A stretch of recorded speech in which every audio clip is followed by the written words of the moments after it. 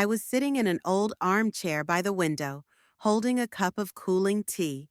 The television was showing the evening news, an accident on the highway, another scandal with the mayor's office, the weather forecast for tomorrow.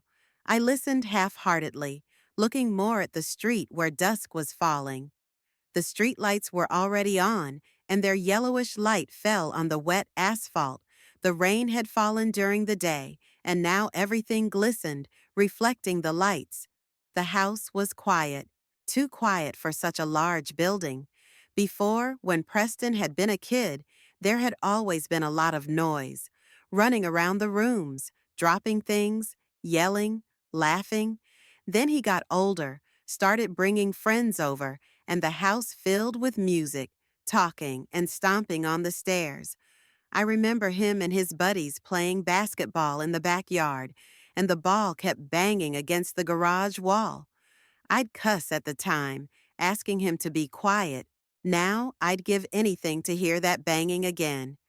And after he moved out, the silence became constant, especially after my husband died. 5 years I've lived alone in this house, and I've gotten used to the silence. I've even grown to love it.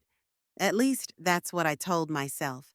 In fact, the silence was crushing, especially in the evenings, when it got dark early and there was nothing to do but watch TV and read a book.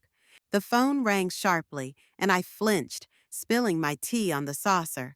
I glanced at the screen. Preston.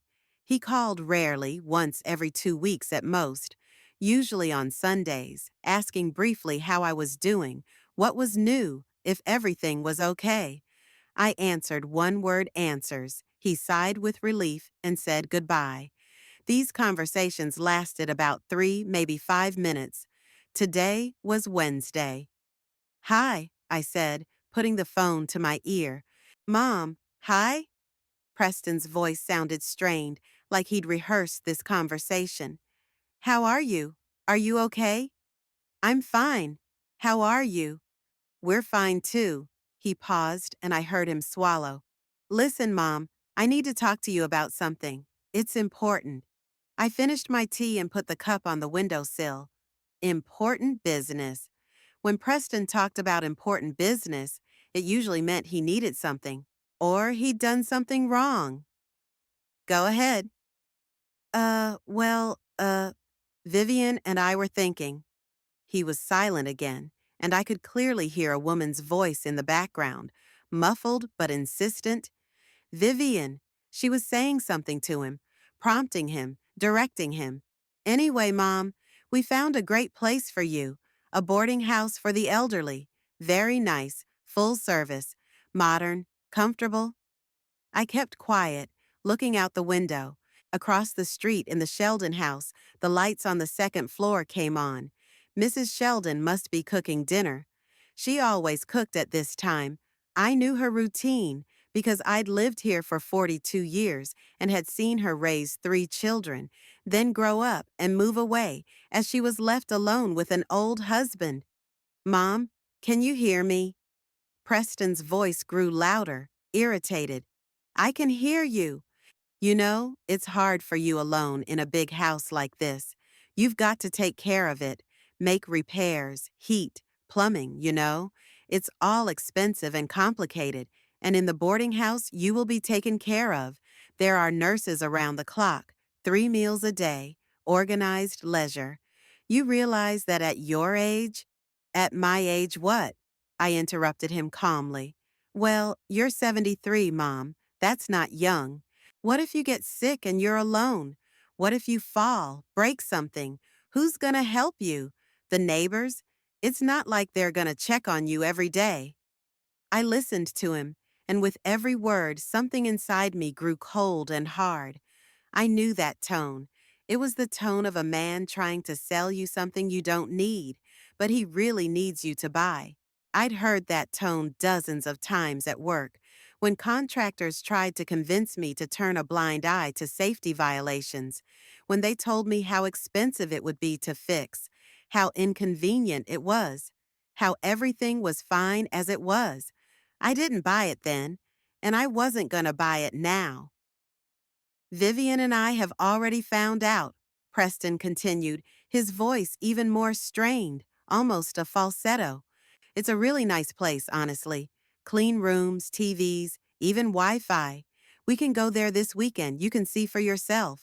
You'll like it, I'm sure. There's a lot of people your age there, so you'll have someone to socialize with. What about home? I asked, even though I already knew the answer. A pause, a long, awkward pause. I could almost see Preston's eyes on Vivian, looking for support, her nodding, encouraging him. Well, the house. It'll have to be sold, of course. But it makes sense, Mom. Why do you need such a big house if you're alone? It's better to sell it and use the money to pay for the boarding house. It's not free, you know. A good place costs money. I understand. Of course I understand. I knew the moment I heard Vivian's voice in the background. They want my house. They want to put me in a boarding house, sell the house and get the money. Maybe they think it's their inheritance they'll just get early. Maybe they need the money right now. They have 2 kids, a rented apartment, loans for sure, and here's a house in a decent neighborhood in Millsboro, where prices have gone up a lot in recent years. The house next door sold for almost $300,000 last year. Mom, you know we're thinking of your welfare, Preston said faster, as if in a hurry to finish this conversation. We care what happens to you. We care. Vivian doesn't sleep at night at all, worried about you. She says we should have done this sooner. Vivian doesn't sleep at night. Of course she does. Vivian, who in 5 years has never once come to me, never once called to ask how I'm doing. Vivian, who looked at me at family gatherings like I was an old couch that was ruining the decor. Vivian, who sat at my table last Christmas, eating my holiday dinner while telling her friends on the phone about the new couch they've been eyeing, but don't have the money for yet. Vivian is worried about me. I could scream. I could tell him what I think. I could remind him how I raised him alone when his father drank, how I worked 2 jobs to get him an education, how I sold my car to pay for his first semester of college, how I sat with him nights when he had chicken pox, when he had a sore throat, when he broke his arm skateboarding, how I gave him everything I could and more. But I didn't yell. Screaming wouldn't change anything. Screaming would only show that I was weak, that I could be broken, that I was giving in to my emotions. And I wasn't going to break. I'd spent 20 years in manufacturing, where the slightest weakness meant you'd be disrespected. The contractors would get cocky. The workers would stop listening. I learned to keep my emotions to myself. Good, I said in a steady voice. What's good? Preston clearly wasn't expecting that answer. He was expecting a scandal, tears, outrage. All right, I'll do it. I'll go to a boarding house. Silence. A long silence in which I heard his breathing and Vivian's muffled voice. She must have been asking him something, hurrying him. Really? Preston finally squeezed out. I mean, you're really okay with this? Just like that? Yeah, but you don't even want to go see it first? We could do it on Saturday or Sunday. No, you've already decided. We don't need to waste time. Mom, well, that's great. He sounded relieved, almost happy. He even laughed, a short, nervous laugh. I thought you'd be against it, arguing, proving that you could do it yourself. I'm glad you understand. I really am. It's the right thing to do, Mom. Vivian and I will come down this weekend. We'll go over the details, okay? We'll go over the paperwork, make a plan. Come, I said, and hung up without waiting for an answer. I sat motionless, looking at the phone in my hand. The screen went out. It was finally dark outside the window, and the glass reflected my room. An armchair, a floor lamp, a bookshelf, a table with a lamp. My home. The house I had lived in for 42 years. The house my husband and I moved into young, full of plans. The house where Preston was born, where he took his first steps, spoke his first words.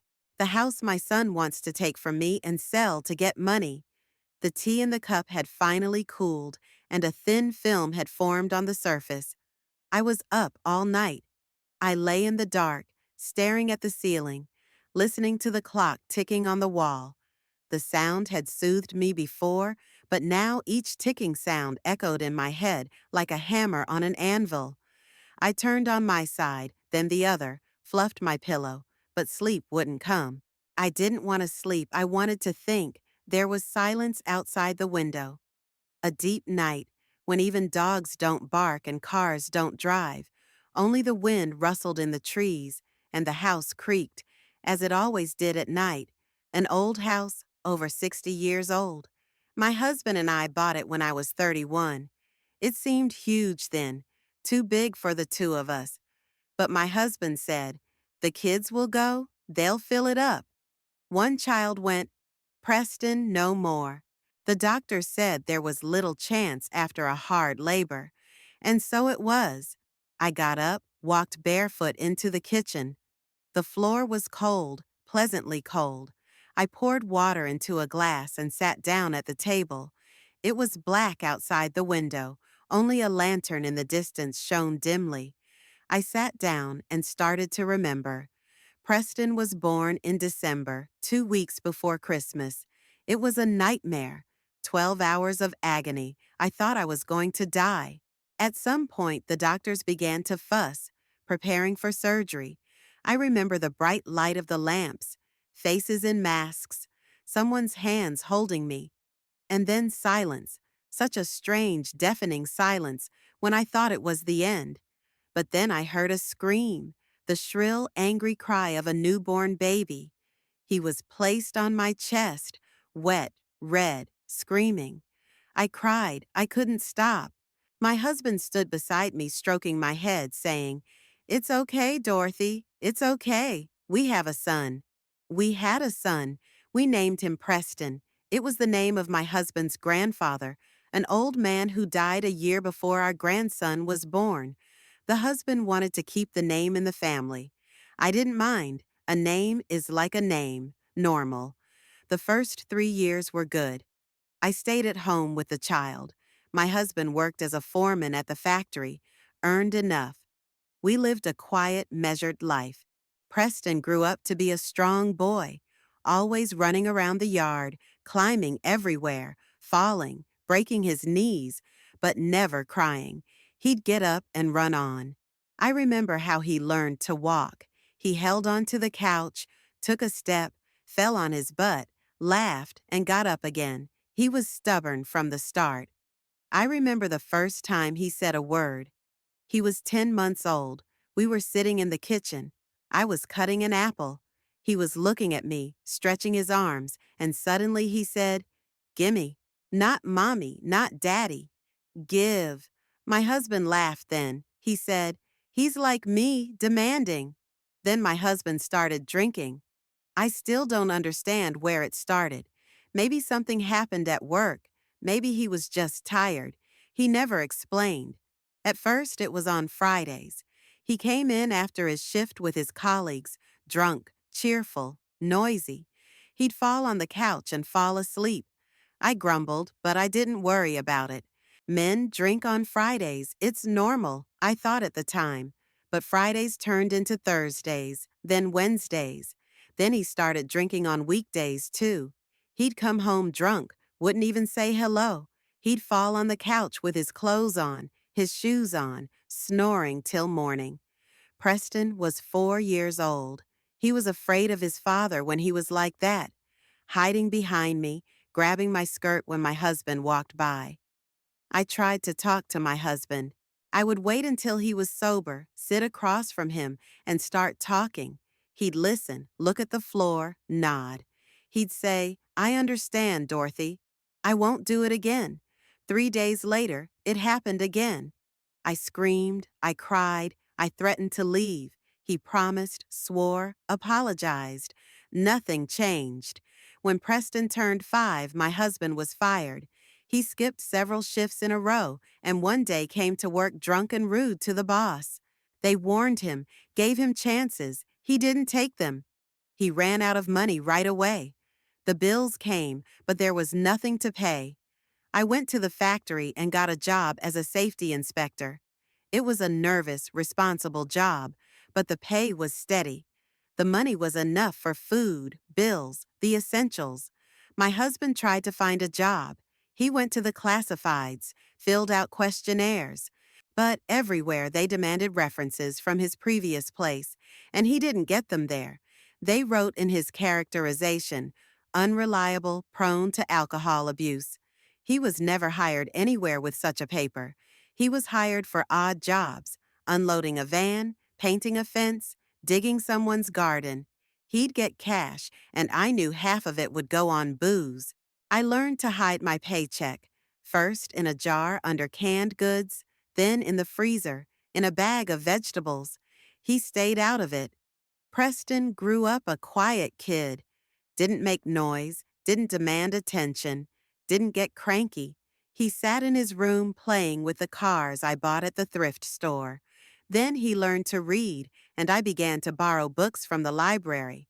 He read in vigor, fairy tales, adventures, everything. I would come home from work tired, cook dinner, and the three of us would eat in silence. My husband usually sat there frowning, disgruntled. Preston ate quickly, asked for permission to leave the table, ran to his room. Sometimes he would ask me, Mom, why is Dad always asleep? Or, Mom, why does Daddy scream at night? I didn't know what to say. I'd say, Daddy's tired. Daddy's not feeling well. Everything will be all right. I lied to him and to myself. When Preston went to first grade, I bought him a new backpack, blue, with cars on it. It cost half my paycheck, but I wanted him to have a normal backpack, not a worn one. I also bought him notebooks, pens, pencils, rulers, all new. Preston was happy, spinning around in front of the mirror with his backpack on his shoulders, smiling. On the first day of school, my husband woke up sober. He dressed decently, even shaved. He said, I'll walk my son to school. I watched from the window as they walked down the street, a tall man and a little boy with a huge backpack. Preston walked beside him, not holding his hand, but close. I thought then, maybe things will change. Maybe my husband would get smart after seeing his son grow up. He came home drunk that night. Preston was getting C's and B's. Teachers said in meetings that he was bright but inattentive, distracted, looking out the window, thinking about his own stuff, that he could do better if he concentrated.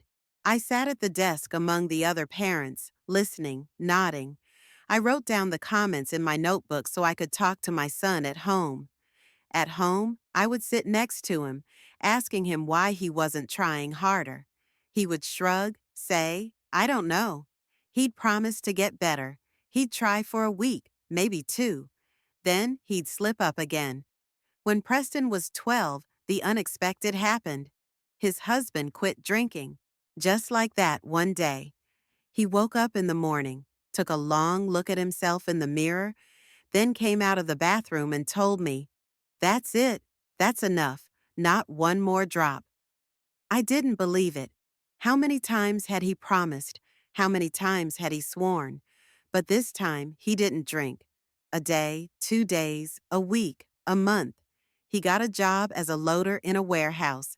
It was hard work, but he managed. He brought in his paycheck, gave it to me. I was glad. I thought things would get better, that we'd be a family again. But Preston didn't accept his father anymore. Too much time had passed. Too many resentments had built up. My husband tried to talk to his son, offering to go fishing, to soccer, to help him with his homework. Preston refused politely but firmly. He said he was busy, that he was tired, that he had plans with friends. They lived in the same house, but they were strangers. I worked 2 jobs to raise money for my son's education. On weekends, I babysat at my neighbor's house. She didn't pay much, but every dollar was important. I saved the money in a jar, hid it in the closet behind a stack of linens. By graduation, I had enough for my first semester of college. Preston chose construction. He wanted to be a foreman, work on construction sites. I didn't mind. It was a good trade, good pay. After the first semester, I ran out of money. I sold the car. I didn't really need it. I took the bus to work and walked to the store. I got $2,000 for the car, enough for the second and third semester. Preston managed on his own from then on. He got a scholarship, worked on construction sites as a handyman in the summer. He graduated from college, got a job with the company as an assistant foreman. 2 years later, he became a foreman. He rented an apartment, moved away from us. I was glad he was settled, but the house was even quieter. Preston would come over on Sundays, have lunch with me. I cooked his favorites: fried chicken and potatoes, meatloaf, apple pie. He ate, talked about his work, his projects. He left after 2 hours. At 24, he brought a girlfriend, Crystal, a hairdresser from a salon downtown. Small, thin, with a short haircut. She was quiet, shy, smiled all the time. I liked her. 6 months later, they were married. I helped with the organization of the wedding. Small, modest, but beautiful. A year later, their granddaughter was born. I came to help out, babysitting while they worked. Crystal was grateful, always saying thank you, giving me tea, asking me what I was doing. But it didn't last long. After 2 years, Crystal said she couldn't take it anymore, that Preston was at work all the time, that she was alone with the baby, that she was tired of waiting. She filed for divorce. Preston didn't argue, didn't try to keep her, signed the papers, agreed to child support. Crystal left with her daughter to live with her parents in another state. Preston called the kid once a month, short 5-minute conversations. Saw his granddaughter once a year at Christmas. A year after the divorce, he met Vivian. Brought her to me for the first time in the spring, in April. I remember that day because it had rained the day before and everything was in bloom. Apple trees, lilacs, tulips in the front garden. I had been preparing all day. Baked a chicken, made 3 salads, baked a cherry pie. I wanted everything to be good. Vivian got out of the car in a white dress and high-heeled shoes. Tall, slender, her hair styled, her makeup bright. She smiled broadly at me, held out her hand. "Mrs. Clancy, it's so nice to finally meet you. Preston has told me so much about you." Her voice was ringing, confident. The handshake was firm. We walked into the house. Vivian looked around slowly, carefully. She looked at the furniture in the living room, at the antique clock on the wall, at the rug my husband and I had bought 30 years ago. She walked to the window, looked out at the yard, at the lot, turned to me with a smile. "What a wonderful house, and the plot is big. It must be very beautiful here in the summer."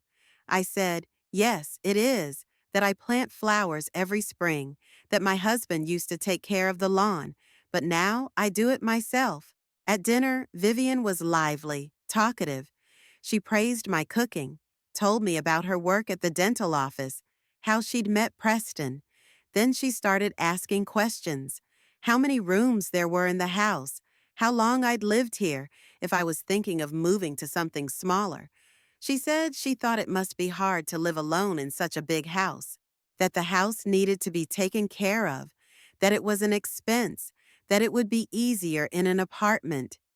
I answered briefly, evasively. She nodded and smiled, but I could see the way she was looking at me, appraisingly, tenaciously. She was counting in her mind, calculating.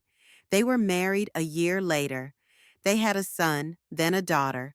I'd come to visit, bring gifts for the grandchildren. I babysat when Vivian asked me to, but every time I felt like an extra. Vivian spoke to me politely but coldly, thanked me for my help as if I were a paid nanny. Preston came to see me less and less, only on holidays. Christmas, Thanksgiving, my birthday. He sat at the table in silence, eating, answering questions with one-word answers. Vivian smiled, but I could see her glancing at her watch, hurrying him with her gaze. The children sat quietly, obediently. After dinner, they left quickly. Her husband had died 5 years ago. It had happened at work, in a warehouse, a heart attack. He was 72 years old. I got a call in the afternoon. I was at home doing the dishes. The voice in the phone was unfamiliar, male, said I should come to the hospital immediately. I asked what had happened. The voice was silent, then said, "Just come." I came by cab because I didn't have a car. I went up to the third floor, found the right department. The nurse looked at me, asked me my last name. I gave it. She nodded, led me into a small room with a couch and a table. She told me to wait for the doctor. I sat and waited. About 10 minutes later, the doctor came in. A young man in a white coat, tired. He sat opposite me, folded his hands in his lap. He said, "I'm sorry. We did everything we could." I nodded, asked if I could see him. The doctor nodded. My husband was lying on a gurney in the hallway, covered with a sheet. His face was gray, calm. I stood beside him, looking at him. I didn't cry. I just stood there. I thought about the 46 years we'd been together, that for most of those years we were miserable, that he drank, I worked, we drifted apart, that the last few years, when he quit drinking, we lived near each other, but not together, that I haven't loved him in a long time, maybe never really loved him, that I wasn't in pain now, just empty. Preston arrived the next day with Vivian and the kids. He helped with the funeral arrangements, choosing a casket, ordering a wake, making arrangements with the cemetery. I was grateful for his help. At the funeral, he stood beside me at the grave, holding my hand. His face was stony, dry. He didn't cry. Vivian stood on the other side, holding the children's hands. After the funeral, they came to my place, sat for 2 hours, then left. I was alone. I sat in the kitchen, drinking cold water from a glass. Outside the window, it was beginning to lighten. The sky was turning from black to gray. It would be dawn soon. I stayed up all night, remembering, analyzing, thinking. And by morning, I knew exactly what I was going to do. Preston wants to get rid of me. Vivian convinced him it was the right thing to do, that it was necessary. They want my house, they want to sell it and get the money. Maybe they need the money for their own place, maybe for something else. It doesn't matter. What matters is that they've decided that I'm in their way, that I'm a liability, that it was time to send me away. I could refuse, I could scandalize, I could threaten, but that would have been stupid. They wouldn't back off. Vivian's not the type to back down. She'll get her way, sooner or later. So we have to do things differently. Don't fight back directly, but go around. Make their plan fall apart, not because of my resistance, but on its own. I have a niece, the daughter of my cousin who died 8 years ago. Sheila. We're not very close, but we keep in touch. We call every few months, say happy holidays. She's a teacher, divorced, raising her son alone. She lives in a rented apartment and is always short of money. I saw her last year at Christmas. She looked tired, old. She's 38, but she looks 50. I'll call her this morning. I'll make her an offer, a life tenancy agreement. She takes care of me, helps around the house, and when I die, the house goes to her. It's legal, notarized, virtually impossible to undo. Preston will be left with nothing. His plan will fall apart, and I get to stay in my house. Outside the window, it was finally dawning. The sky turned light gray, then pinkish. I got up, rinsed my glass, put it in the dryer. I went into the bedroom, got dressed. I looked at the clock. It was 7 in the morning. It's early to call, but not too early. Sheila gets up at 7. I know, she's a teacher. Class starts at 8:30. I picked up my phone, found her number, pressed call. Long beeps. Then a sleepy voice. Hello? Sheila was silent for a few seconds, and I could hear her breathing into the receiver. Then she said, Aunt Dorothy, is something wrong? Are you all right? I'm fine, I answered. I just need to talk to you. in person. Tonight, if possible. Tonight? There was surprise in her voice. Well, I work until 3, and then I have to pick Cole up from school. How about after 4? Or would tomorrow be better? 4 would be fine. Come to my place. Okay, she said quietly. Aunt Dorothy, are you sure you're all right? Do you need any help? Or a doctor's appointment? I'm fine, Sheila. Just come over. I hung up the phone and looked at my watch. 7:15 in the morning. I had almost 9 hours before my appointment. I had to do something to keep myself busy so I wouldn't think too much. I showered, got dressed, ate breakfast. Then I cleaned the house, though there wasn't much to clean. I lived alone. I didn't make a mess. I dusted, vacuumed the carpet in the living room, washed the dishes. At 11, I sat down at the table with a notebook and a pen. I wrote down everything I wanted to say to Sheila, clearly, point by point, a contract for life with a dependent, terms, my obligations, her obligations, what she gets, what I get. I reread it a few times, added a few things, crossed out a few things. It was a one-page list. Time dragged slowly. I tried to watch TV, but I couldn't concentrate. I switched channels, but nothing stuck in my head. I picked up the book, read 2 pages, and realized I couldn't remember a word. Put it back. At 3 o'clock, I made tea and sat by the window. I looked at the street, at the passing cars, at the neighbor across the street who was taking out the garbage. An ordinary day, an ordinary life, and everything inside me clenched into a tight lump. At exactly 4:15, an old blue car pulled up to the house. I recognized it. Sheila had been driving that wreck for at least 5 years. The car stopped at the sidewalk, stalled with a loud sneeze. Sheila got out, tall, thin, wearing jeans and a jacket. Her hair was pulled back in a ponytail, her face unmade, tired. Next to her, her son Cole, a lanky boy of about 14 in a crumpled t-shirt and sneakers, got out of the car. I opened the door as they came up on the porch. "Hi, Aunt Dorothy," Sheila said and hugged me. She smelled like something floral, like cheap shampoo or shower gel. "I'm sorry about Cole. I didn't have anyone to leave him with." "It's okay." I looked at the boy. He was standing with his hands in his pockets, staring out at the porch. "Hey, Cole." "Hi," he mumbled without looking up. We walked into the house. Sheila looked around like she was seeing everything for the first time, even though she'd been here more than once. Cole was staring at his phone. "Sit down." I pointed to the couch. "Would you like some tea?" "I'd love one." Sheila sat down and put her bag next to her.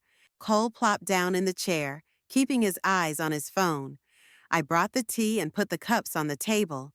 Sheila took hers, took a sip, looked at me expectantly. "Okay." I sat down across from her and put my hands on my lap. "I need your help. Or rather, we both need this deal." Sheila frowned. "What deal?" "A life support agreement," I said smoothly, unemotional, like I did at work when I was reporting irregularities. "You'll help me around the house, visit me, take care of me, and when I die, this house passes to you, with everything in it." Sheila put the cup on the table. She looked at me, then at the walls, then at the windows, then at me again. "Aunt Dorothy, I don't understand. Why you have Preston. He's your son. This is supposed to be his house." "Preston called me yesterday." I leaned back against the couch. "Said he and Vivian had found a place for me in a senior center. That I'd be better off there, that the house was too big for me alone, that it needed to be sold." Sheila opened her mouth, closed it, opened it again. "He wants to send you to a nursing home?" "That's right." But But how can he? I mean, you're normal. You take care of yourself. You're not sick." "He can," I shrugged. "I said yes, by the way, yesterday on the phone." "You said yes?" Sheila stared at me. Yes, he was expecting a scandal, and I just said, okay. He was shocked. Sheila was silent, digesting the information. Cole pulled away from the phone, looked at his mother, then at me, staring at the screen again. So what now? Sheila finally asked. Now I want to draw up this contract, with you, to make Preston realize that he's not going to have a home, that his plan had failed. Sheila stood up, walked across the room, stopped at the window, looked outside, turned to me. Aunt Dorothy, I know you're hurt. It was really mean of him, but are you sure this is the kind of vengeance you want? Vengeance? Maybe you should just talk to him, explain. There's nothing to explain, I interrupted her. He's a grown man. He made his choice. Now I'm making mine. Sheila went back to the couch, sat down, rubbed her face with her hands. This is very serious. A contract like this. It's hard to undo, almost impossible if both parties are capable and consenting. I know. And you really want to disinherit your son? He wants to disinherit me while I'm alive. I looked her in the eye. What difference does it make? Sheila was silent. I could see her thinking, weighing, calculating. Then she asked quietly, what am I supposed to do? According to this contract? Visit me, twice a week, for example. Help around the house, with cleaning, with shopping, with things that are hard for me. Be in touch if I need help. That's it? That's it. I'm not disabled, Sheila. I'm 73, but I'm still of sound mind and good judgment. I don't need a nurse.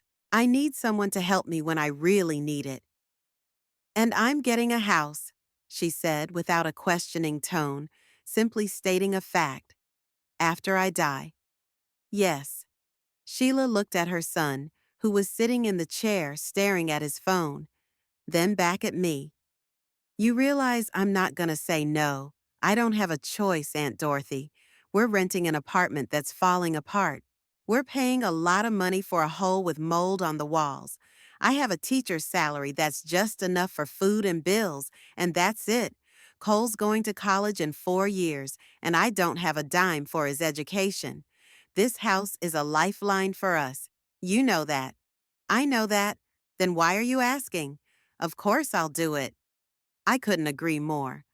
I nodded. That's exactly what I was counting on. Sheila's smart, practical. She realizes what a chance she's got, and she's not going to let it go. Okay, I pulled out a notebook with a list. So let's go over the details. You come twice a week, Wednesday and Saturday, for example. You help with the cleaning, the shopping. If I need to go to the doctor or something, you drive me. If anything happens, you come when I call you. In return, when I die, the house goes to you. Everything in it, furniture, belongings, everything. Legally clean, notarized. Sheila listened, nodding. Then she asked, what about Preston? I mean, he'll be against it. He might try to challenge the contract. Let him try. I'm competent. You're competent. We both agree. There's no grounds for revocation. He could say, I forced you to do it, or tricked you. I asked you to come. I suggested it. I have a witness. I nodded at Cole. Your son heard the whole conversation. Cole lifted his head from the phone, looking at me warily. Sheila looked at him too, then back at me. When do you want to formalize this? Tonight. Tonight. I already called the notary. He works until 8. We can go now. Sheila leaned back on the couch, closed her eyes. Oh my God, this is all happening so fast. Preston's coming this weekend, I said calmly. He wants to discuss the details of the move. I want the paperwork done by then. Sheila opened her eyes, gave me a long look. You really hate him? No, I shook my head. I just don't want him to get what he decided to get rid of me for. Sheila stood up, walking across the room again. She stopped at the bookshelf, ran her finger along the spines of the books, turned around. Okay, I'll do it. Let's go to the notary. We took her car. Cole sat in the back seat, still staring at his phone. Sheila drove silently, focused. I sat next to her, staring out the window.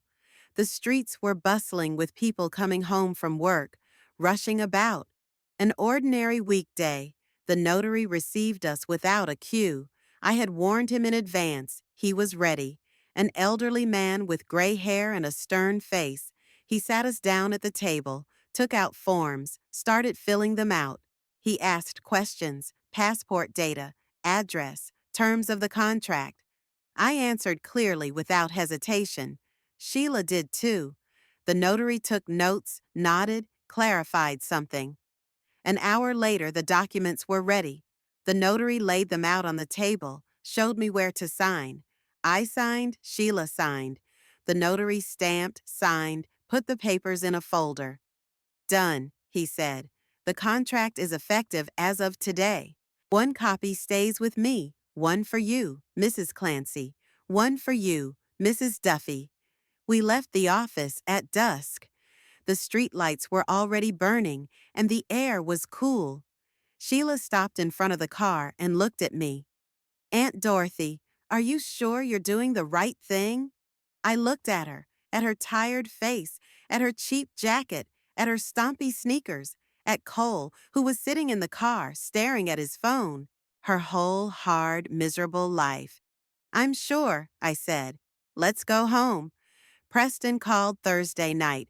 I was just finishing dinner, washing dishes, when the phone rang. I wiped my hands with a towel, picked up the phone.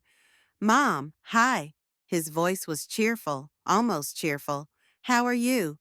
I'm fine. Listen, I was thinking, maybe we could go this weekend and see that boarding house. I've arranged for them to show us around, tell us all about it. You wanted to think about it, so you've thought about it, haven't you? I was silent, looking out the window at the dark street. I haven't made up my mind yet, I said evasively. I need more time. Mom, what more time? Irritation broke through his voice. You agreed to this. Let's just see what this place is like. We don't have to move in right away. Just see what it's like. Okay, we'll see. All right. He's excited. Then we'll come on Saturday, about 11 o'clock, okay? We'll have lunch at your place, then we'll go to look at it. Come. I hung up the phone and went back to the dishes. Saturday was sunny and warm. I got up early, cleaned the house, even though everything was clean. I baked cookies, made fresh tea, set the table in the living room, tablecloth, cups, plates of cookies, just like you're supposed to do when you have guests or family, though I'd long ago erased the distinction between guests and family. At precisely 11 o'clock, Preston's car pulled up to the house, a brand new silver SUV that he hadn't had the last time he'd visited. He'd bought it, apparently. Preston got out of the car, then Vivian, wearing a light-colored pantsuit and heels, followed by the kids, a boy of about 11 and a girl of about 8, both neatly dressed and combed. I opened the door and stepped out onto the porch. Hi, Mom. Preston came up the steps, leaned over and kissed me on the cheek. He smelled like cologne, expensive, pungent. Hello. Hi, Dorothy. Vivian came up next, her smile wide, showing her white, even teeth. She hugged me, and I could smell her perfume sweet, cloying. How are you feeling? Fine. I pulled away, looking at the kids. Hello. Hello, Grandma, they mumbled in chorus, not raising their eyes. We walked into the house. Vivian looked around with the air of a hostess, assessing the table. Oh, how nice! You made cookies. Children, say thank you to Grandma. Thank you, Grandma. Again. Everyone's seated. Preston in the chair, Vivian next to him on the couch. The children were perched on the edge of the couch, sitting still with their hands in their laps. I poured the tea, moved the plate of cookies closer to the children. The boy, my grandson Terrence, whatever his name was, took one cookie, took a small bite.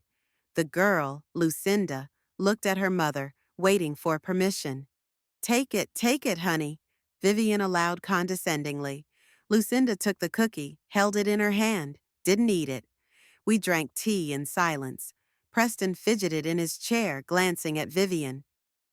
She sat with a straight back, pretending to be calm, but I could see her fingers gripping the handle of the cup.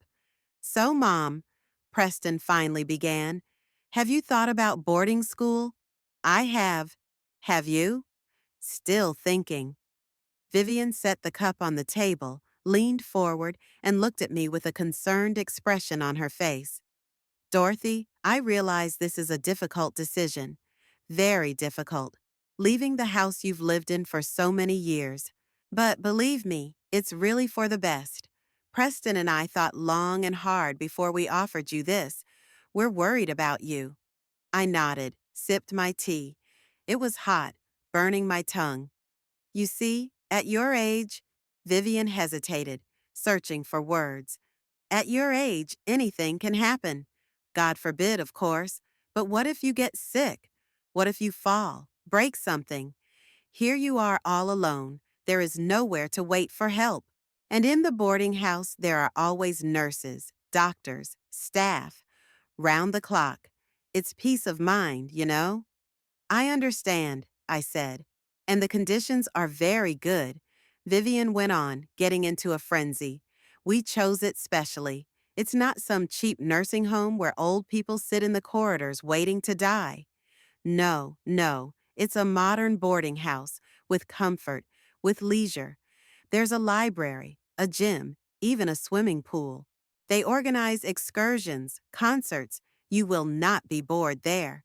And the food, Preston inserted, the food there is dietary, balanced, specially for the elderly. No heavy meals, everything healthy, wholesome. Vivian nodded vigorously. Yes, yes, and the cooks are good. I've read the reviews. People are very happy. A lot of people move there with pleasure, make friends, socialize. It's important at your age, communication, socialization. Otherwise, you sit here alone, not talking to anyone.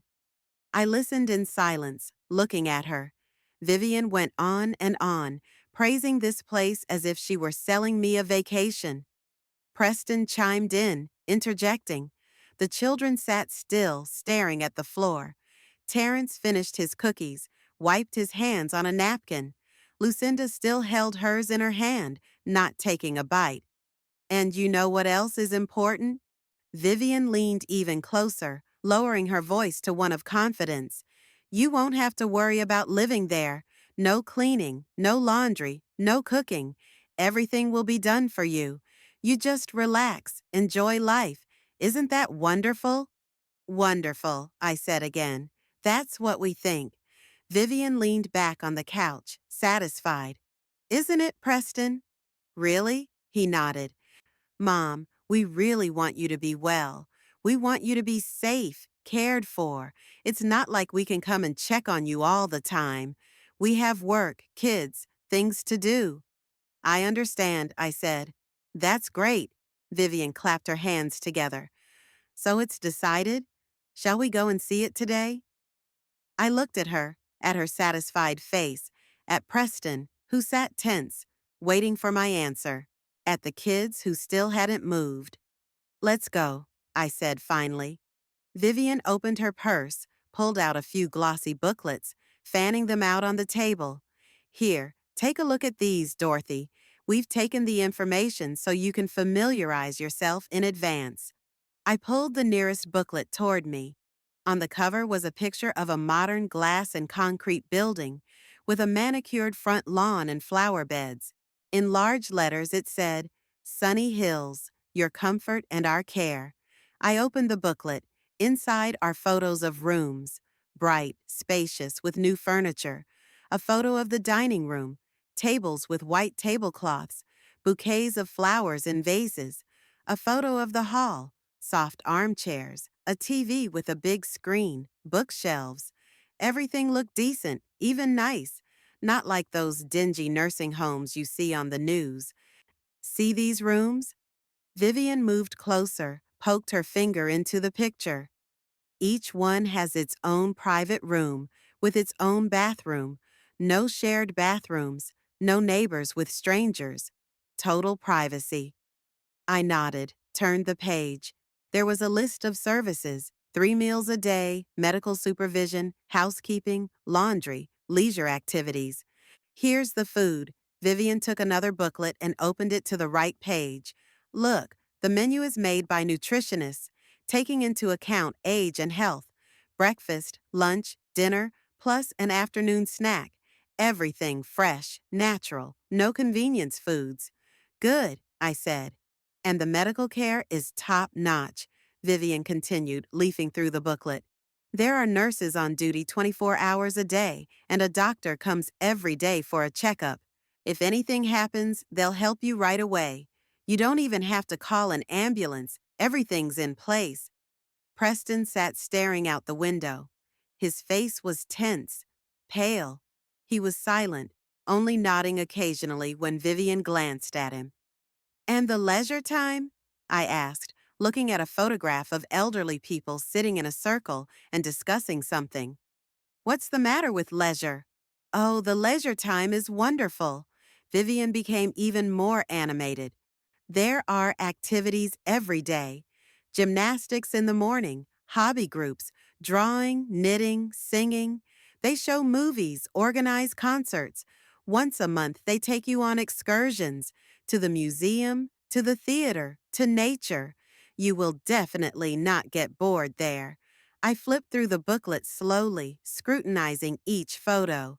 Smiling old men at needlework, smiling old men at the dinner table, smiling old men on a walk, also content, well-groomed, happy. I wonder how much they were paid for these photo shoots. How much does it cost? I asked. Vivian hesitated for a second, glanced over at Preston. Well, it depends on the room, on the package. The standard package is $3,200 a month. Extended with additional procedures, $4,000. Not cheap, I said. Quality comes at a cost. Vivian smiled strainedly. But you realize, Dorothy, that this is an investment in your health, in your safety. How can you skimp on something like that? I put the booklet down on the table, picked up the cup of tea. I took a sip. The tea was cold. And how will it be paid? I asked, looking Vivian straight in the eye. She looked at Preston again. He pressed his lips together, looked away. Well, Vivian began cautiously, we thought the smartest thing to do would be to sell the house. It's big, it's in a good neighborhood, and it's worth a decent price.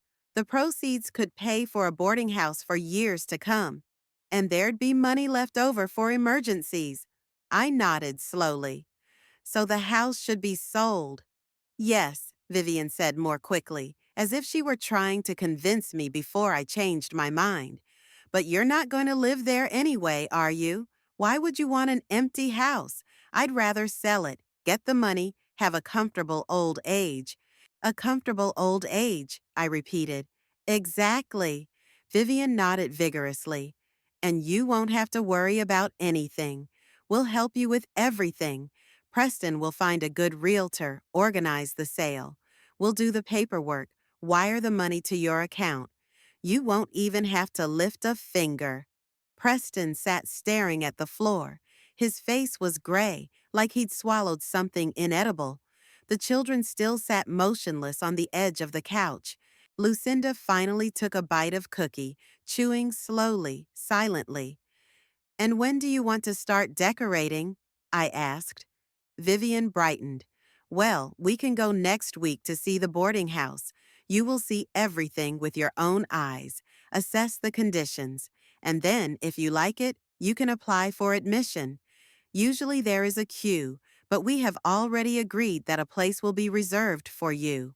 It could take 3 or 4 weeks to vacate the room. 3 to 4 weeks, I repeated. Yes, just enough time for you to pack, organize your things. In the meantime, we'll sell the house. It may take a while to find a buyer, to finalize the deal, but we'll try to make it quick. Preston lifted his head and looked at me. There was anxiety in his eyes, mixed with hope. He was waiting to hear what I had to say. He was waiting for me to agree definitively, without objection. So I'm moving into the boarding house in a month, and you're selling the house after that, I clarified. Exactly, Vivian nodded. We'll get you settled in first, so you can get used to it.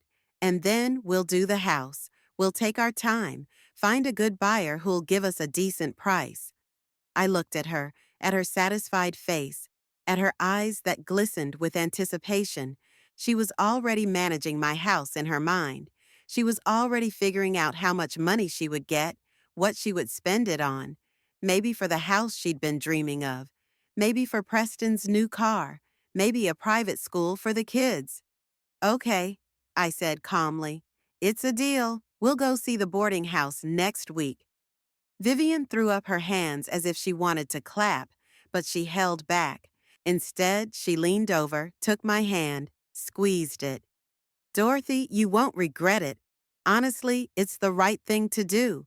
You'll be happy there, I'm sure. Preston exhaled, leaned back in his chair. His shoulders slumped, his face relaxed a little. He was clearly expecting it to be harder, that I'd resist, that I'd make a scene, and I just went along with it. It disarmed him. Mom, he said, his voice almost grateful, thank you for understanding. I know it's not easy, but it's really for the best. I nodded, releasing my hand from Vivian's grip. So, call me when you've arranged a visit, I said. I'll be ready. I will. Vivian gathered up the booklets and put them back in her purse. I'll call you on Monday to confirm the time, and we'll go and see everything. She got up, and Preston got up too. The kids jumped up in sync as if on cue. We should go, Vivian said. The kids are tired, and you should probably get some rest after all this talking. I walked them to the door. Vivian hugged me goodbye, and Preston gave me another peck on the cheek. The kids mumbled, goodbye. I stood on the porch, watching them get into the car. Vivian was saying something to Preston, and he was nodding. She smiled broadly. The car moved, drove off. I went back into the house, closed the door. I sat down in the chair, looked at the table with the tea and the cookies I hadn't eaten. I got up, put everything away in the kitchen, washed the dishes, wiped the table, sat down again. They think they've won, that I've given up, accepted their terms, that in a month I won't be here and the house will be their prey. They're wrong. I sat in the kitchen, staring out the window at the darkened street. It was already dark, even though it was only 6 o'clock in the evening. November, the days are short. I didn't turn on the light. Sat in the semi-darkness, listening to the silence. The house was empty, quiet, the same as it always was after a visit from Preston and his family. On the table were the booklets Vivian had left. She'd slipped them to me before she left, said, read them at your leisure, Dorothy. There's a lot more interesting stuff in there. I looked at those glossy papers with the smiling old men and thought about how easily people lie to each other, how easy it is to pretend to care, when really they're only thinking about their own gain. The phone rang, snapping me out of my musings. I picked it up, looking at the screen. Sheila. Hello? Aunt Dorothy, hi. She sounded cautious. How are you? How was your weekend?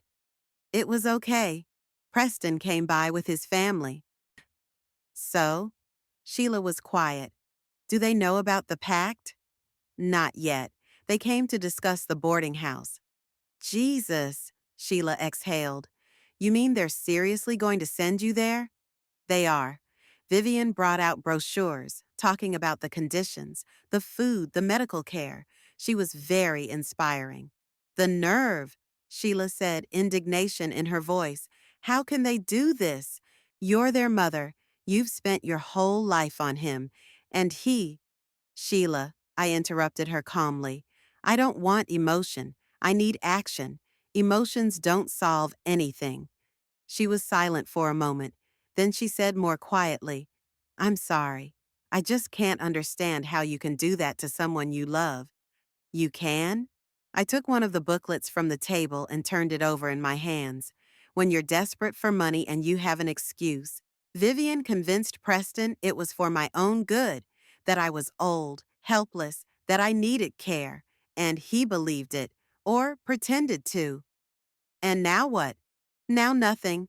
Do we have the paperwork? Yes, everything's in order. I got my copy of the contract.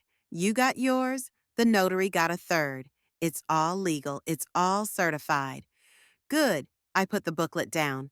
So I'm waiting for the right time. When will you tell them? When the time is right. Preston's supposed to call me next week to arrange a trip to the boarding house. I'll tell them then. Sheila was silent for a moment, then asked, Aunt Dorothy, aren't you afraid? That he'll get angry? That he'll press you? I'm afraid, I admitted, but that doesn't mean I'm going to give up my plan. Call me if you need anything. I'll be there for you. Thanks, Sheila. We said goodbye, and I hung up. I sat down again, staring out the window at the darkness. The neighbors' windows were glowing with yellow light. People were cooking dinner, watching TV, living their normal lives. And I sat in the dark and waited. Preston called on Sunday night. I was just about to go to bed when the phone rang. His voice was cheerful, pleased. Mom, hi. I've made an appointment with the boarding house.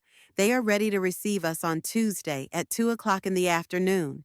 They'll show us around, tell us everything. I'll pick you up at 1:30. We'll have a good time. What do you think? I paused, listening to his waiting breath. Preston, I said calmly, you don't have to come. I'd changed my mind. Silence. A long silence in which I could hear him trying to make sense of my words. What? He finally said. You changed your mind about what? Moving. I don't want to move to a boarding house. But you agreed. His voice got higher, more tense. We discussed everything. You looked at the brochures. You said you'd go to see it. I said I'd think about it. I did. I don't want to. Mom, you can't do this. He was almost screaming. We've got it all planned out. I've got the administration. Vivian's already called the realtor about the house. Vivian called the realtor? I grinned. You guys work fast. Mom, what does that have to do with this? Preston was clearly losing control of himself. This isn't about the realtor. It's about the fact that you can't just change your mind. You promised. I didn't promise anything. I said I'd look at it. I looked at your brochures, I listened to Vivian, and I decided I didn't want it. You don't? He laughed, but it was nervous, hysterical. You don't need care. You don't need security. Mom, do you realize you're not young anymore? That you're 73 years old? That anything can happen at any time? I'm very aware of my age, Preston, and I realize I can make my own decisions. This is an unwise decision. He was almost yelling. You're not thinking about the consequences. What are the consequences if I stay in my house? I asked coldly. Explain it to me. He fell silent and I could hear him breathing heavily. You might fall. You could get sick. You could die alone and no one would even know, he finally said. I could, I agreed. But it's my choice. I want to live in my own house. I don't want to move into a boarding house. Period. No, it's not. He raised his voice again. Mom, I can't let you put yourself in danger. I'm your son. I'm responsible for you. You're responsible for yourself, I said harshly. I'm responsible for me. I'm competent. I'm of sound mind.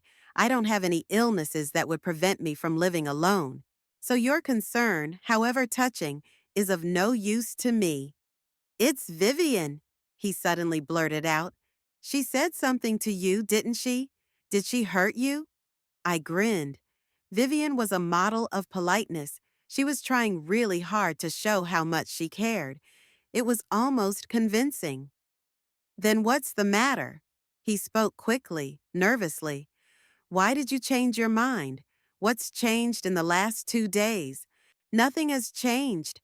I stood up and paced the room. I just realized I don't want to move anywhere else. This is my home. I've lived in it for 42 years. I'm not going to leave it. But it's too big for you. Preston was grasping at arguments like a drowning man clutching at straws. It's hard to look after, expensive to maintain. An apartment would be easier. If you'd offered me an apartment, I interrupted him, I might have considered it. But you're offering me a boarding house, a place where old people live out their lives surrounded by old people. No, thanks. Mom. His voice became almost pleading. Please, let's at least go see it. Maybe you'll like it. No, Preston, I'm not going. And we're done talking. I hung up without waiting for an answer. The phone immediately rang again. I looked at the screen. Preston. I hung up. It rang again. I turned off the sound, put the phone on the table. I went into the bedroom, lay down on the bed. I lay there in the dark, listening to the silence. My heart was pounding. My hands were shaking. I wasn't used to conflict, didn't like it. All my life I had tried to avoid quarrels, scandals, but now I had no choice. I had to act tough, decisive. Otherwise, Preston and Vivian would overwhelm me with their insistence. The phone on the living room table glowed. Preston kept calling. 1, 2, 3, 4. Then it stopped. I lay still, staring at the ceiling. I knew it wasn't over, that Preston wouldn't give up so easily, that he'd come, demand explanations, pressure, threats. Let him come. I'm ready. Preston arrived the next morning. I heard a car pull up in the yard, a door slam. I looked out the window. He was alone, no Vivian, no kids, walking toward the house, fast, angry, his face grim. He came up on the porch, knocked on the door, loud, demanding. I opened it. He stood on the threshold, out of breath, disheveled. His eyes were red, his cheeks unshaven. Mom, we need to talk, he said instead of greeting me. Come in. He came in, went through the living room, stopped in the middle of the room. He didn't sit down. He stood with his hands in his jacket pockets. What was that all about yesterday? He began, his voice trembling with restrained anger. You agree first, then suddenly change your mind? Do you realize that we've planned everything? That I'd made arrangements with the boarding house? That Vivian had already begun to act? I sat back in my chair, folded my hands in my lap. I didn't promise you anything, Preston. I said I'd think about it. You said, okay. He raised his voice. You agreed to go see it. You took the brochures. That's consent. That's being polite, I corrected calmly. You're my son. You came with your family. I've listened to you. I've looked at what you're offering, and I've decided it's not right for me. It's not? He laughed harshly, without mirth. You don't want a normal place where you'll be cared for, where you'll be safe? What's right for you, sitting here alone, waiting to die? If I have to, yes. I looked at him levelly. I want to live in my own house. That's my right. Preston walked across the room, stopped at the window, turned around. Mom, you don't understand. We've already talked about everything. Vivian called Daryl. He's a realtor, a good one. He said the house could sell for 280, maybe 300,000.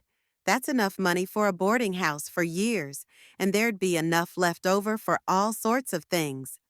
Vivian had already called the realtor, I repeated, so you were very sure I'd take it. Yes, I was, he said with a wave of his hands. You said you'd do it. I said I'd go and see. That's not the same as agreeing to move. What's the difference? He was almost yelling. Mom, don't you understand? We need this house. We have 2 kids. We're renting an apartment. We're paying crazy money for rent. Terrence has college coming up. We need money for his education. Vivian's paycheck is penniless. My job is unstable. We need that money. I listened to him, and something inside of me got a final chill. This is it, the truth at last. Not concern for me, not concern for my safety. It's the money. They need the money. I understand, I said quietly. So it's not that I'm having a hard time on my own. It's about you needing the money from the sale of the house. Preston froze, realizing he'd said too much. He tried to correct it. No, Mom, that's not what you meant. Of course we're worried about you. That's the main thing. It's just. It's just that if you're going to sell the house anyway, it's only logical that the money should go towards your upkeep and your family's needs. You're a grandmother. You should be thinking about your grandchildren. I am thinking about my grandchildren, I replied. I think about them growing up in a family where their parents are willing to throw their grandmother into a boarding house for money. I wonder what they'll do to you when you're old enough. Preston's face turned red. That's low, Mom. We're not throwing you away. We want you to be well. If you wanted me to feel good, I stood up, walking over to him. You would have asked what I wanted. You didn't. You decided for me. You decided that I was old, helpless, that I needed a boarding house. But what you really want is my house. That's your son talking to you. He raised his voice, and it became hysterical. I have a right to this house. It's my inheritance. You inherit when you die, I said coldly. I'm still alive, Preston, and I'm in charge of my own property. But you can't, he stammered, rubbing his face with his hands. Mom, please. Mom, please. We really need this money. We're in credit. We're in debt. Vivian promised the bank we'd pay them back soon. She told them about the house, that you'd be moving in soon. I looked at him, and I almost felt sorry for him. Almost. He stood in front of me, a grown man of 46, a foreman, a father of two, and he was whining like a child who'd been denied a toy. So you've already taken out loans with the expectation of selling my house, I said, without asking me. We were sure. Vivian said you'd agree. He was rambling, slurring his words. Vivian was wrong. Mom, he grabbed my hand, squeezed it. Please, if you say no now, we won't be able to pay back the loan. The bank will take everything. We'll be left with nothing. I pulled my hand free, took a step back. It's not my problem, Preston. You got into debt by your own stupidity. You'll have to pay for it yourself. You can't do this to us. He was screaming in full voice now. You're my mother. You're supposed to help me. I've been helping you all my life, I said, my voice as hard as steel. I raised you alone while your father drank. I worked 2 jobs to get you an education. I sold my car to pay for your college. I gave you everything I could, and you come in here and demand more. You want my house. You want me to walk away from it and let you sell it. No, Preston, that's enough. He stood there, breathing hard, looking at me with a wild expression on his face. You're going to regret this, he finally said. You're going to be alone here, alone with no one. We'll never come back. The children won't see their grandmother. You'll die alone. Maybe, I shrugged. But it's my choice. He turned and walked toward the door. I called out to him, Preston, wait. There's something else you need to know. He turned around, looking at me warily. What? I went to the desk, opened a drawer, pulled out a file folder. I pulled out a copy of Sheila's contract, handed it to him. The house isn't yours anymore, I said calmly. Not even after I'm dead. He took the paper, looked at it blankly. Then he began to read it. I watched his face change, first bewilderment, then shock, then rage. What is this? He looked up at me. What is this paper? It's a life tenancy agreement. I made it with Sheila. She's gonna help me, take care of me, and when I die, the house goes to her. Preston looked at me, not believing me. You gave the house to some Sheila? Who the hell is that? My niece, my cousin's daughter. Good, honest person, unlike some people. He continued to read the contract, his lips moving, his hands trembling. It's, it's illegal, he finally blurted out. You can't dispose of the house like this. I am your son. I have the right to inherit. In my lifetime, I have the right to dispose of my property as I wish, I replied. The contract is notarized, drawn up in accordance with all the rules. You can check it. He threw the paper on the floor, took a step toward me. His face was red, contorted with rage. You did it on purpose, he shouted. You wanted revenge, you wicked, vengeful old woman. I looked at him calmly, not backing down. I protected my interests, I said quietly. You wanted to take the house from me while I was alive. I made sure you didn't get it when you died. Fair enough, don't you think? He stood there, breathing hard, clenching his fists. I could see he was on the verge of snapping out of it, smashing everything around him. Or me. Go away, Preston, I said tiredly. Leave and don't come back. Preston left, slamming the door so hard the glass rattled. Something fell from the bookshelf in the living room. I heard the sound of shattering glass. He thundered down the porch steps, not holding back, like he wanted the whole house to know how angry he was. The car started with a roar. The wheels shrieked as he sped away without even looking back. I went to the window. Mrs. Sheldon across the street was just coming out of the house with a garbage bag. She jerked back as Preston's car sped out of the yard. He'd almost knocked down their mailbox. Hadn't even slowed down. There was a framed picture on the floor. I picked it up, and the glass was cracked diagonally. My husband and I on the front porch of this house we had just bought. Young. I'm in a light-colored dress. He has his arm around my shoulders. We're smiling like fools. We don't know anything yet.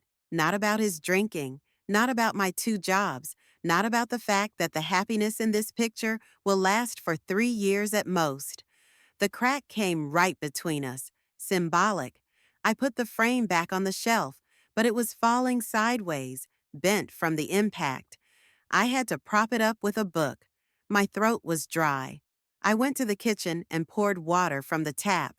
The glass was heavy, faceted, the kind they used to make when I was young. The water was cold, burning my throat. I drank slowly, looking out the window. Across the street in the Sheldon house, the lights were on. In one window, I could see the silhouette of a woman at the stove, stirring something in a pot. In another, a child glimmered. Life was going on there. Dinner, family, talking about the day. I had my phone on my desk, silent. I looked at it and thought maybe it would ring. Maybe Preston would calm down, realize he'd said too much. Maybe he'd call, say, "I'm sorry, Mom," I snapped. Or maybe Vivian will call. She's always in control, always knows what to do. She'd talk me down, push me, explain why I was wrong. But the phone is silent. The screen is dark. No call, no message. I knew he wouldn't call. Not today, not tomorrow. Preston's not the forgiving type. He gets hurt, he gets angry, and that's it. I'm a stranger to him now, worse than a stranger, an enemy. I opened the refrigerator. The shelves were filled with the groceries Sheila had brought over yesterday. Milk, yogurt, bagged vegetables, factory-packaged chicken. I took out the chicken, unwrapped it, put it on the cutting board. I took a knife, a big one with a wooden handle that I've been using for 20 years. The blade is sharp. I sharpen it regularly. Started carving. A cut along the breast, then along the spine. The bones crunched under the blade. I separated the wings, then the legs. I cut the fillets carefully, trying not to leave any meat on the bones. My hands did the familiar work I'd done hundreds of times. My mind was empty. I didn't think about anything, just the knife, the board, the chicken. When I finished, my hands were greasy. I washed them under hot water, soaped them twice. The skin was red from the water, wrinkled. I wiped my hands with a towel, put the meat in a container, covered it, put it in the fridge, washed the board, the knife, wiped down the table, looked around the kitchen. Everything clean, everything in its place, as if nothing had happened, as if my son hadn't come over, hadn't yelled at me, hadn't called me an evil old woman. But it had happened, and now I had to get on with my life somehow. I sat down at the table, resting my hands on the countertop. They were still damp from washing, smelling of soap. I looked at my hands, old, with protruding veins, with age spots, 73 years old. These hands had worked all their lives, washing, cooking, cleaning, raising a child, earning money at the factory. And now they're lying on the table, trembling from the stress they've been under. I got up, went into the bedroom. I lay down on the bed on top of the blanket without undressing, stared up at the ceiling, where a crack stretched from corner to center, familiar to the last twist. Thought about Preston, about how he'd stood in front of me red-faced and screaming, how his fists clenched, how he threw the contract on the floor, how he walked away without turning around. My son, the one I bore, nurtured, raised, who now hates me. I lay there for a long time, listening to the darkness outside the window. I kept the bedroom light on. I heard the clock ticking in the living room, a car driving down the street, a neighbor's dog barking, the usual evening sounds of the city. She got up when the clock struck 8. She went back into the kitchen. In the refrigerator was the soup I'd made the day before yesterday. I heated it up in a pot on the stove, poured it into a bowl. I sat down at the table and started to eat. The soup was good, rich, with chicken and noodles, but it felt like cardboard in my mouth. I forced myself to swallow spoonful after spoonful. I finished half of it. I couldn't eat any more. I poured the rest in the sink, washed my plate. I went to bed late, about 11 o'clock. I lay in the dark, listening to the house. It creaked, settled, lived its nightlife. The old floorboards under the window creaked from the temperature difference. The wind rustled in the chimney on the roof. Somewhere, water dripped. Perhaps the faucet in the bathroom hadn't closed all the way again. I knew all these sounds by heart. I'd lived in this house for 42 years, knew every crevice, every breath. It was my house, the one Preston wanted to take away from me. I closed my eyes, tried to sleep. I couldn't. My mind was spinning, keeping me awake. Preston, Vivian, the deal with Sheila, the house. It was all jumbled up in my head. I got up at 6 in the morning, unable to sleep.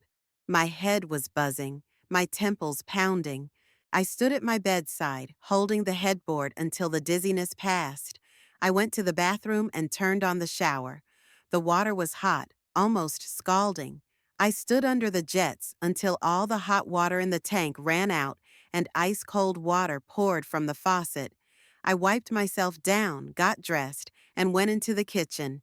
I put the coffee on to boil.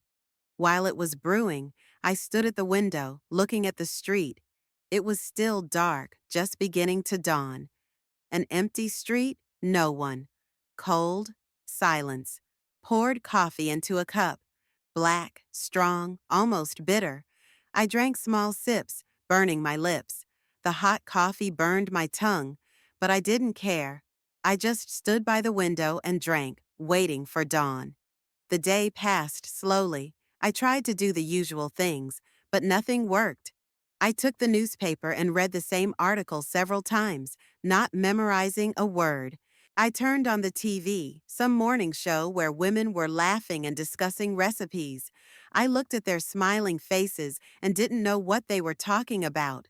I turned it off, picked up a book from the shelf, a detective book I'd started reading last week, opened it on the bookmark, read a page, didn't understand a thing. Who are these people? What are they talking about? Closed the book, put it back. I got up, walked around the house. I went into every room, looked around. Living room, bedroom, kitchen, bathroom, the little room that used to be Preston's nursery. Everything was in its place. Everything was painfully familiar. My home, where I'd lived most of my life. I went back into the kitchen, got a rag from under the sink, a bucket of detergent, started dusting all the surfaces, even though I dusted 2 days ago. She moved slowly, methodically, passing the rag over the table, over the windowsill, over the shelves. Then she took the vacuum cleaner from the pantry, turned it on, and began vacuuming the carpet in the living room. The noise of the motor drowned out the silence, and it was almost pleasant. When she was done with the carpet, I went to clean the kitchen windows. I poured water into a basin, added glass cleaner, and picked up a rag. I washed the windows in a circular motion, watching the water run down the glass, leaving soapy streaks, which I then wiped dry with a newspaper. I just had to do something with my hands, not to sit still and think. Sheila called in the evening. The phone rang sharply, and I flinched, dropping the spoon I was stirring my tea with. I picked it up. Aunt Dorothy, hello. How are you? I'm fine. Did Preston come by? He did, Monday. What happened? I showed him the contract. He yelled, called me names, then left, slammed the door.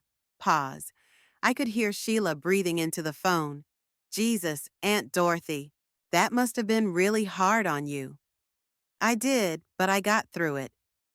Listen, why don't I come over right now? I don't want you to be alone after this.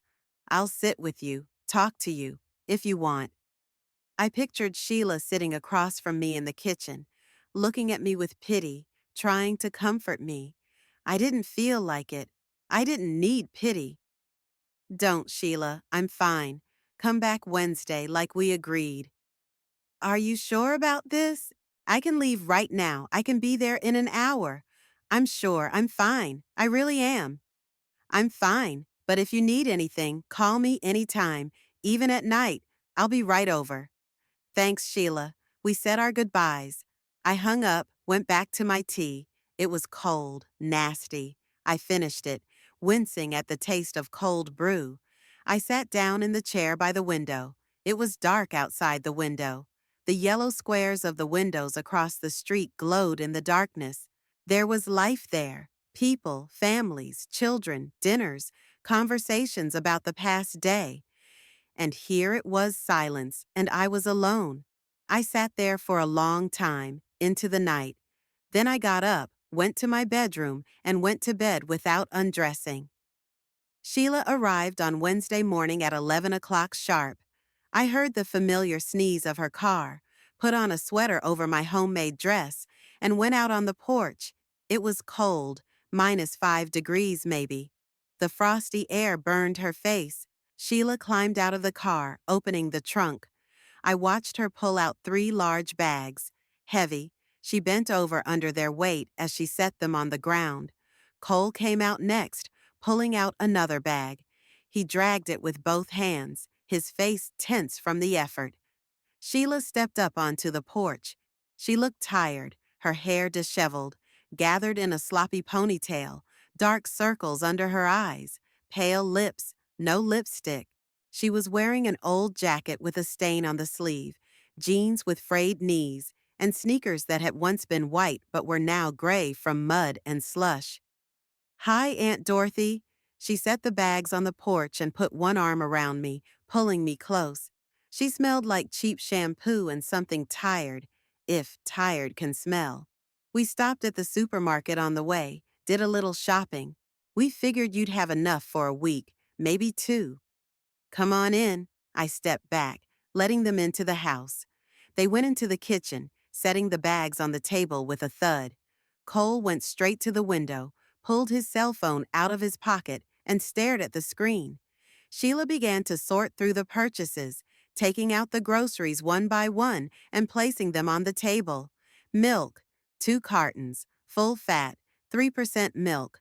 Cottage cheese in plastic wrap. Hard cheese, a piece of 300 grams. Butter, boiled sausage, sliced. Bread, 3 loaves, 2 white, 1 black. Eggs, 2 dozen in cardboard trays. Whole chicken in a factory package. Ground beef, half a kilo. Carrots, onions, potatoes, a big bag of 3 kilograms.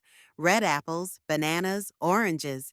Yogurt, 6 different kinds. Kefir, pasta, 3 packs of different varieties. Rice, buckwheat. Canned food, stew, green peas, corn. Sheila, it's for a month, not a week, I said, looking at the mountain of food that took up the whole table. It's okay. What you can't eat right away, you can put in the freezer. At least you won't have to go to the store every day, carrying heavy bags. Your back hurts. You said so yourself. We started putting the groceries away. Sheila worked quickly, deftly, already knew by heart where I kept everything.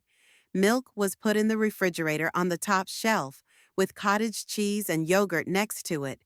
I carried meat to the freezer, stacking it neatly so that it took up less space. Vegetables in the bottom drawer of the refrigerator, potatoes separately, carrots and onions next to each other, bread in the bread box on the table, cereal and pasta in the kitchen cabinet, on the second shelf, where I always keep bulk foods. When we were done, Sheila put the kettle on the stove, took the cups out of the cupboard, 2 large chipped cups that I use every day. Cole, please go take out the trash, she said softly, not turning around. The bucket is under the sink. He nodded, not lifting his eyes from the phone. He tucked the phone into his pocket, took the bucket out from under the sink, and went outside. The door closed quietly behind him. Sheila took the brew out of the cupboard. The black tea I like, strong, unadulterated. She poured 3 spoonfuls into the teapot, poured boiling water over it, and put the lid on. The smell of tea wafted through the kitchen, warm and homely. "How are you, Aunt Dorothy?" she asked, taking out the sugar bowl. "Are you sleeping all right?" "Not well. 3 or 4 hours a night, no more. I wake up, lie down, think, then go back to sleep for a while." "Do you eat at least?" "I try, but I have no appetite. I can't get anything in my mouth." She brought me a cup of tea and sat opposite me with her own. She looked at me carefully, studying me. "You've lost weight. Your face is slimmer, your cheeks sunken." "Maybe. I haven't weighed myself in a while." Sheila poured herself some tea from the teapot, added boiling water from the kettle, stirred it with a spoon, though she didn't put sugar in. Just a mechanical movement to keep her hands busy. "Look, I know it's hard right now. It's normal after all this stress. But you gotta hang in there. You gotta eat. You gotta sleep. You gotta take care of yourself. Otherwise, you're gonna get sick, and you don't want that." "I'm trying." "I know, but I'm still worried about you." Cole came back with an empty bucket. He put it back under the sink, sat on the edge of the chair by the window, and pulled out his phone. His fingers immediately ran across the screen, whether he was playing something or texting someone. Sheila sipped her tea and looked thoughtfully out the window, where she could see the yard, the bare trees, the fence. "Preston hasn't called again?" she asked quietly, though Cole wasn't listening, lost in his phone. "No, not since Monday." "Did you call him?" "Why? To explain something to him?" He understood without explaining. Sheila nodded and stood silently, finishing her tea. "And our contract? Is everything all right with the notary?" "Everything's fine. I called the day before yesterday to check. They said the paperwork was correct, all legal, nothing to complain about." "Preston didn't try to contact the notary? Challenge it in any way?" "I don't know. If he did, they wouldn't tell me. But I think he definitely tried. Or Vivian tried. She's not the type to just give up and give in." "What did the notary tell them, I wonder?" "Probably the same thing he'd told me. The contract was legal. Both parties were capable. They'd signed it voluntarily. There was no reason to cancel it." Sheila nodded, setting the empty cup on the table. "Good. Then we did the right thing." She stood up, walked to the sink, rinsed the cup under the faucet. What are we going to do today? Should we mop the floor or something else? I haven't cleaned the floor in a long time. My back won't let me bend over. It hurts when I'm in one position for a long time.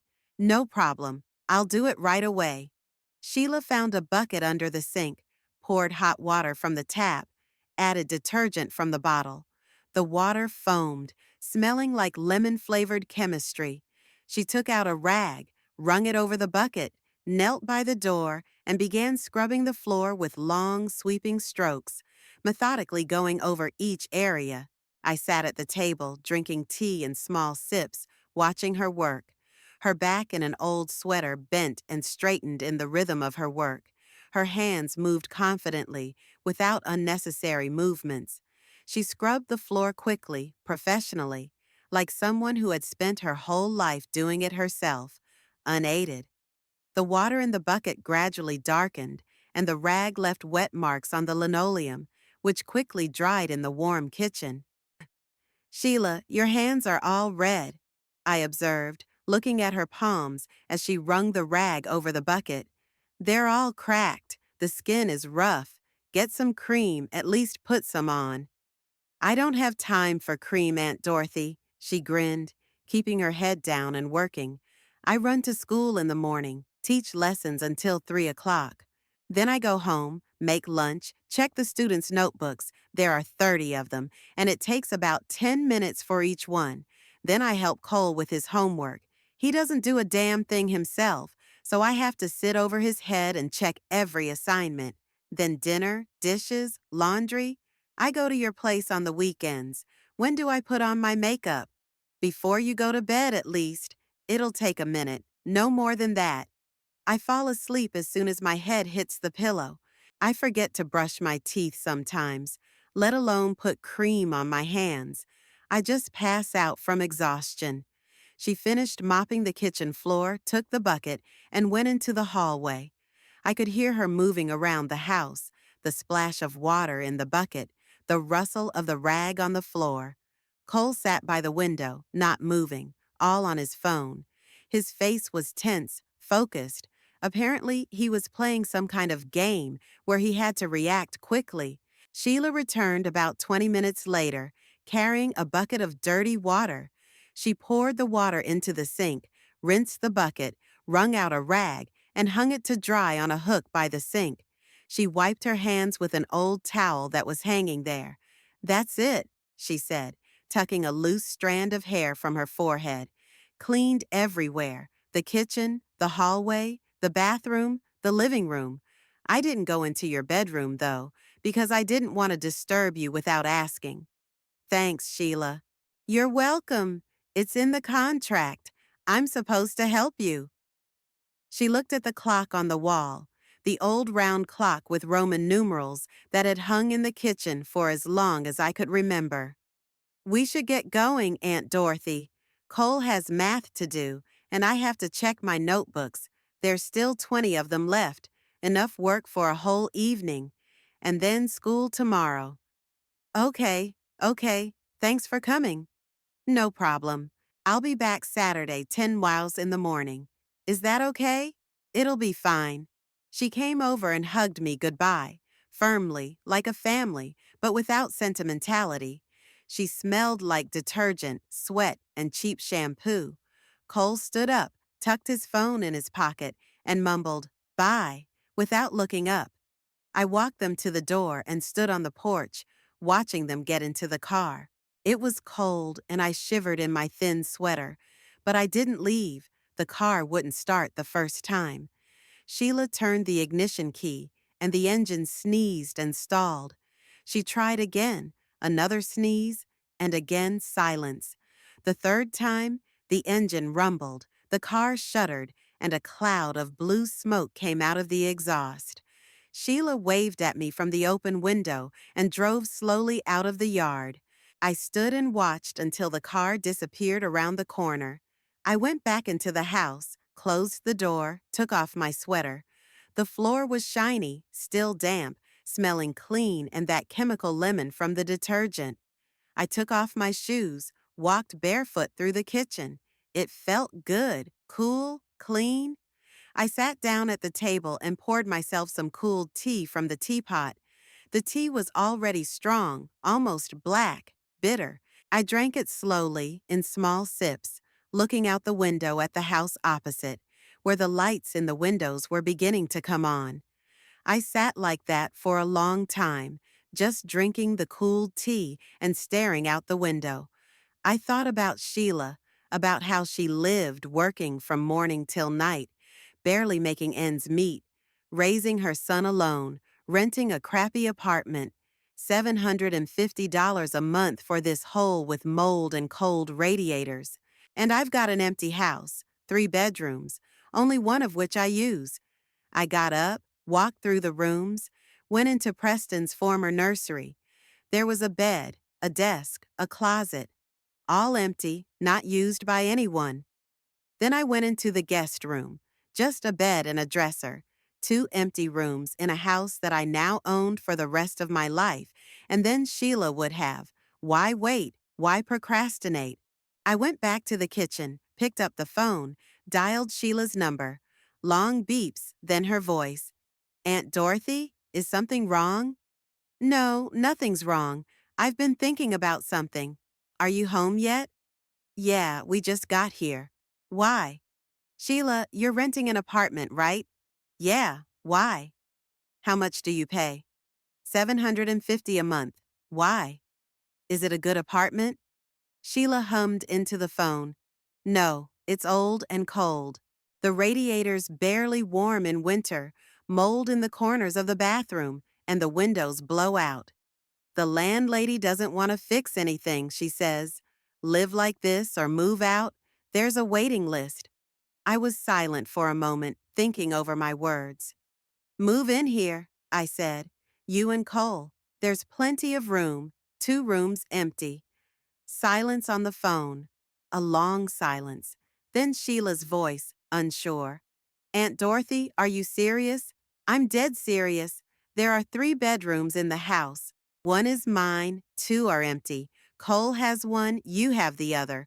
Or you can have one big one together, whatever you want. But why? I mean, because it makes sense, I interrupted. Logical and practical. You're saving $750 a month. I'm not alone in the house. You're contractually obligated to help me anyway, and it's a lot easier if you live here. I don't have to drive twice a week. I don't have to waste gas on this wreck that starts every third time. Aunt Dorothy, I don't know what to say. Say yes or no. I don't want pretty words and I don't want thanks. I need an answer, whether you're moving in or not. Another pause. I could hear Sheila breathing, Cole saying something in the background. It's a very big decision, she said finally. I need to think about it. Talk to Cole about it. Take all the time you need, I said. The offer still stands. When you decide, you'll let me know. Thank you, Aunt Dorothy. I really do. Yeah, I'll think about it. I'll really think about it. We said our goodbyes. I hung up, went back to my tea. I finished it, already cold and nasty. I got up, washed my cup, wiped down the table. I walked around the house again, imagining how Sheila and Cole would live here, how Cole would take over Preston's nursery, put his computer there, hang posters. Sheila settling into the guest room, bringing her things, her books, how the mornings will smell like coffee and hear voices, footsteps, life. The house would cease to be empty. Sat in a chair by the window, looking out at the street, where the streetlights were already on. Thought about life going on. Without Preston, without Vivian, without grandchildren I hardly knew. But not all alone. There would be people around, not family, but honest people. Who wouldn't betray me for money? The days went by. Preston never called. A week passed. Another week. Sheila came over on Wednesdays and Saturdays, helping around the house, bringing groceries. We didn't discuss my proposal. I didn't bring it up, waiting for her to decide. On Saturday, when Sheila arrived again, I noticed that she had boxes in her car. big cardboard boxes taped shut. Have you decided? I asked, stepping out onto the porch. She nodded, getting out of the car. Decided. If the offer still stands, we're moving. Next week, if that's okay. It's still on, I said. Move when it's convenient. They moved in a week later, early January. They came in the morning with a car and a rented van. They brought boxes of things, clothes, books, dishes. They had almost no furniture. The apartment was rented with furniture. They didn't have much of their own. Cole chose Preston's former nursery on the second floor. He went in, looked around the room, nodded. It's okay. Works for me. Started unpacking boxes, pulling things out.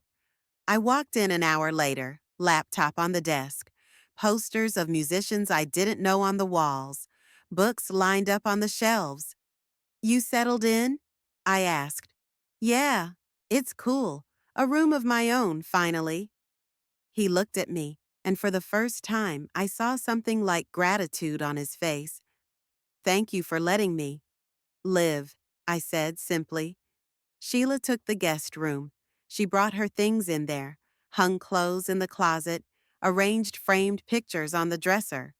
Cole as a baby, Cole in his school uniform, some people I didn't know. By evening, they were settled. The three of us sat in the kitchen, drinking tea. Sheila told me how she'd rented the apartment, how the landlady wasn't even surprised they were moving out. She said, "Fine, I'll find other tenants in a week." Sheila grinned. She didn't even say goodbye. So it was meant to be, I said. Cole sat at his desk with his phone, but he looked up once and said, "It's much nicer here. It really is."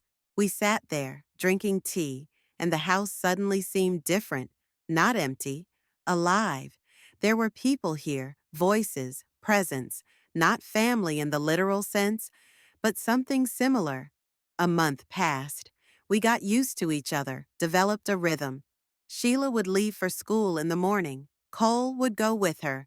His school was close by. I stayed home alone until 3:00 in the afternoon. Cooked dinner, cleaned, watched TV, read. Then they'd come back. Sheila would make dinner. I'd help as much as I could. Cole did his homework at the table in the kitchen, Sheila sitting next to him, checking. In the evening, we watched the news together or sat around doing our own thing. Sheila checked her notebooks, I read, Cole sat in his room. On weekends, we all cleaned together. Sheila scrubbed the floors, I dusted, Cole vacuumed. We worked in silence, like people who'd been together a long time. Preston never called. Not once this whole month. The phone was silent. I didn't wait for him to call, and I didn't call him myself. He made his choice. I made mine. One evening in late January, I sat on the porch. It was cold, but I put on a warm jacket, wrapped myself in a blanket, took a mug of hot tea. I sat looking at the yard, at the bare trees, at the house, lit from inside. Sheila's silhouette could be seen in the kitchen window, washing dishes after dinner. The light was on in the second floor window, where Cole was sitting, doing something on his computer. I drank my tea, burning myself, and thought about how everything had turned out right. Preston wanted to throw me out of this house, sell it, take the money. But I defended myself. I defended the house. I found people to share it with. Not blood relatives, but honest, not traitors. There was no regret, no desire to call Preston, to apologize, to reconcile. He betrayed me, chose money over his mother. He can live with that choice now, and I'll live here, in my house, with Sheila and Cole. Just get on with my life without the traitors. I finished my tea, got up, went into the house, closed the door, turned the key in the lock. Sheila was in the kitchen, wiping dishes with a towel, saw me, smiled. The tea's still hot if you want it. Thanks, I said. I'll pour myself another cup. We sat in the kitchen together, drinking tea, talking about tomorrow, about small things, about the weather. An ordinary conversation, an ordinary evening. Life went on.